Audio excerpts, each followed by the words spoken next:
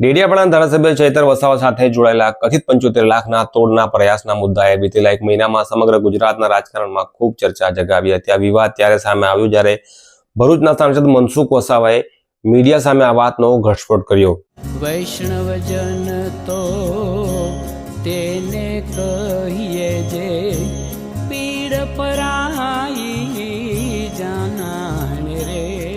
ત્યારે આ રીતે આક્ષેપો લાગતા ડેડિયાપાડાના ધારાસભ્ય ચૈતર વસાવા પણ મેદાનમાં આવી ગયા હતા અને તેમણે આ મામલે યોગ્ય તપાસ અને ન્યાયની માંગણી કરી હતી. નહીંતર તેમણે નર્મદા કલેક્ટર કચેરીના ઘેરાવની વાત પણ કરી હતી. ત્યારે આ ભાજપ અને આમ આદમી પાર્ટીના વિવાદમાં કોંગ્રેસના મહાસચિવ જે છે સંદીપ માંગરોળા તેમની એન્ટ્રી થઈ હતી.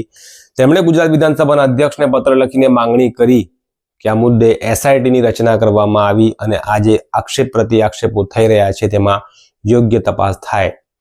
ત્યારે હાલ વિગતો એવી સામે આવી છે કે ગુજરાત સરકારના જે નાયબ સચિવ છે વૈધાનિક બાબતોના તેમણે આ માંગણીનું જે પત્ર છે તે ગૃહ વિભાગને તબદીલ કર્યું છે.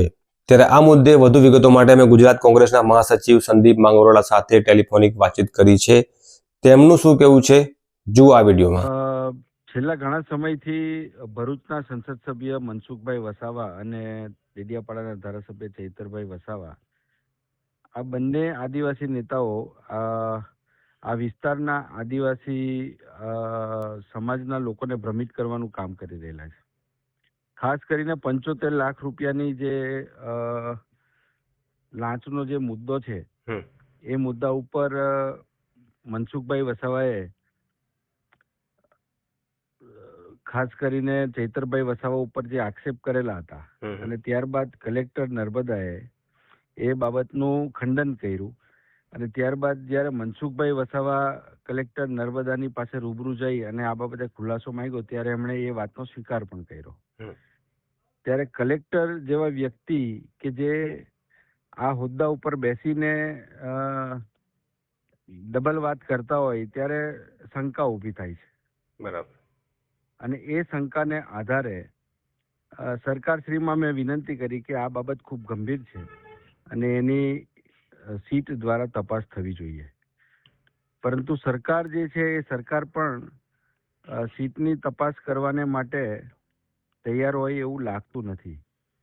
કારણ કે ભારતીય જનતા પાર્ટી અને આમ આદમી પાર્ટી એ બંને એકબીજા સાથે મળેલી હોય એવું મને લાગે છે અને એના કારણે મેં સરકારમાં રજૂઆત કરી છે કે આ બાબતની ન્યાયિક રીતે તપાસ થવી જોઈએ.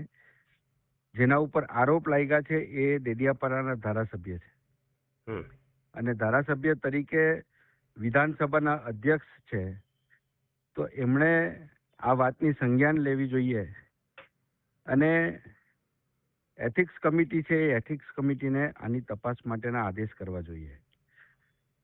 આ બાબતે મેં જ્યારે સરકારમાં રજૂઆત કરી છે અને એના અનુસંધાનમાં ગૃહ વિભાગને તપાસ માટેના આદેશ આપવામાં આવ્યા છે એવો મને જાણકારી મળી છે. પરંતુ અધિકૃત રીતે સીટની રચના કે એસીબી કે અન્ય કોઈ એજન્સી આ બાબતની તપાસ કરે એવા અત્યાર સુધી સરકારમાંથી કોઈ આદેશ થયા હોય એવું મને જાણવા મળ્યું નથી. પરંતુ આ બાબત ખૂબ ગંભીર છે અને એના માટે સરકારે હરકતમાં આવવું જોઈએ.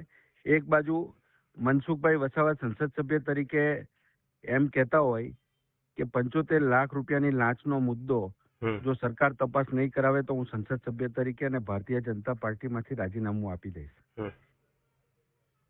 આ વાત કર્યા પછી ડેડિયાપાડાના ધારાસભ્ય કલેક્ટર પાસે જાય છે અને કલેક્ટરને ચેલેન્જ આપે છે કે 30 તારીખ સુધીમાં જો આ મુદ્દા ઉપર તમે ખુલાસો નહીં કરશો તો 1 જાન્યુઆરીએ હું આપની કચેરી સમક્ષ ઉપવાસ ઉપર ઉતરીશ. આ વાત પણ ભૂલાઈ ગઈ છે. બરાબર. ત્યારે આ બંને નેતાઓ છળકપટ કરી અને પ્રજાને ગુમરાહ કરી રહેલા હોય એવું સ્પષ્ટપણે દેખાઈ રહેલું છે.